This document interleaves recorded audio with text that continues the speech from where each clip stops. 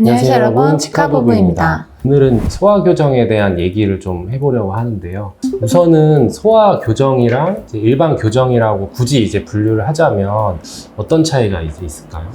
성인들은 이 배열이나 교합이 바뀌는 경우는 거의 없거든요. 그 생각하는 치아 배열을 목표로 한다고 생각하면 안 될 것 같아요. 소아교정의 중요한 거는 목표 설정을 잘 해야 된다는 거예요. 시간이 굉장히 짧게 끝나거든요. 1년 내로 끝나버리기 때문에 그 안에 우리가 할 수 있는 목표를 딱 정확하게 설정해야 이게 더 이상 길어지지 않거든요.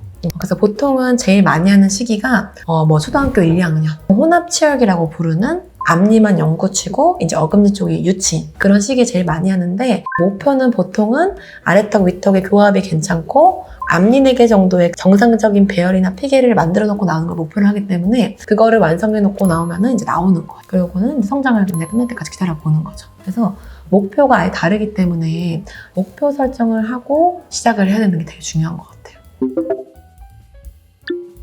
소아 때 이제 어느 정도 만들어 놓고 성인 때 이제 교정을 하게 되는데, 기간도 그렇고 비용이나 이런 것도 이중으로 드는 거니까 그냥 성인이 돼서 할까? 소아 교정에 도움을 받은 다음에 교정을 할까? 이걸 어떻게 결정하게 할 수 있을까요? 케이스를 봐야 되는데, 우리가 부정교합을 좀 쉽게 판단할 때 그게 보통 앵글식 분류라고 부르긴 하는데 1급, 2급, 3급 이렇게 분류를 하잖아요. 우리 소위 1급 부정교합이 우리가 생각했을 때 그 아래턱 위턱의 예쁜 위치라고 생각하면 쉬워요.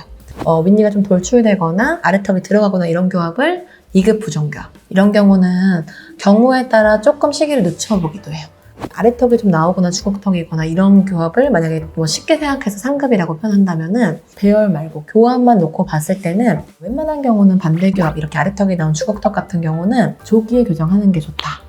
대부분은 초등학교 1학년 전후가 되고 그 전에 시작하는 경우도 있어서 아이가 어떤 원인으로 이렇게 아래턱이 더 나왔는지에 따라서 그 장치나 이런 방법은 달라질 수 있지만, 교합적으로 봤을 땐 반대 교합은 무조건 일찍 하는 게 좀 골든타임 될 수 있고, 우리가 이제 1급 부정교합, 턱의 위치나 이제 안모상에 큰 문제가 없는데 삐뚤삐뚤한 문제, 이런 삐뚤삐뚤한 문제가 어머니들은 이제 앞니가 나오기 시작하면은 되게 많이 걱정을 하세요. 유치일 때 되게 예뻤는데 갑자기 삐뚤게 나오니까 당연히 걱정을 많이 하시지만은, 경우에 따라서 교정이 급하게 필요한 친구도 있고 정말 나중에도 문제가 무리가 없는 친구들도 있어서, 만약에 정말 공간이 부족한 친구다 그랬을 때 연구치열까지 기다리게 되면은 보통은 이제 발치 교정, 우리 소위 말하는 이를 빼서 하는 교정을 하게 되는 거고, 그 공간 부족량이 발치 교정까지 안 가도 되는 친구였다. 그렇지만 부족한 친구일 때는 소아일 때 좀 이렇게 넓히는 확장을 미리 해놓고 연구치하고 기다리게 되면은 이제 그 공간으로 연구치는 다 나오게 되니까 좀 발치 교정보다는 비발치 교정으로 갈 수 있는 거죠.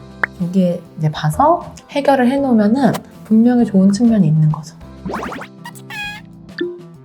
어떻게 보면 성인 같은 경우는 본인이 알잖아요. 내가 치아 배열이 안 좋다든지 심리적인 거나 아니면 내가 잘 안 씹혀서 여러 가지 불편함으로 인해서 내가 보통 아는 경우가 많은데, 소아교정은 전문 치과에 가서 어떤 분석이나 상담을 통해서 아는 그런 측면이 있겠네요. 그렇죠. 보통은 이제 교정을 인식하실 때는 부모님 본인분들이 문제를 가지고 계실 때, 앞니가 돌출되거나 아니면 턱이 나와 있거나 그런 교합을 갖고 계시다면은 우리 자녀가 그러지 않을까 이제 걱정을 좀 하시기 때문에 그런 경우라면 되게 어떻게 보면은 좋은 거죠. 골든타임을 놓치지 않을 수 있는 거니까 그때부터 정기점검하면서 이제 필요한 시 개입을 해주는 거고, 그런 거 말고도 어떤 친구들은 어릴 때 그 악습관 있죠. 손가락을 빨든 혀를 내밀든 그런 습관들이 있을 때 실제로 타고난 유전적인 건 좋은데 환경적으로 애기들도 변형이 좀 빨리 오는 편이에요. 그런 거는 습관을 차단해주고 지금 변형된 것만 잘 회복해주면 앞으로 성장을 다 예쁘게 할 수 있는 친구인데, 회복할 수 있는 그 시기를 놓쳐버리면 이제 더 큰 문제가 생기게 되니까, 영역 건강검진을 하는 이유도 충치나 식습관 이런 것만 본다기보다는 이제 앞으로의 교합이나 이런 치아배열, 습관 이런 것도 보기 때문에 정기검진을 꼭 받으면서 치과에 다니시는 게 좋은 거죠. 호미로 막을 일을 가래로 막는다는 그쵸, 것처럼 문제가 생긴 경우를 성인이 돼서 교정으로 해결하는 것보다 성장기 때 그걸 한번 잡아주고 이렇게 해결하는 게 훨씬 더 좋은 결과를 나타낼 수 있고, 유의미한 효과가 많지 않을 때는 상황에 따라서 성인 때로 미루는 경우도 있고, 그런 이들을 위해 별일 없더라도 정기적으로 예방적으로 검진을 받는 게 좋을 것 같아요. 검진을 받으러 가실 때는 항상 충치도 그렇지만 이 성장기 때 지금 이가 뭐 잘 실이 나오고 있나요? 공간은 부족하지 않나요?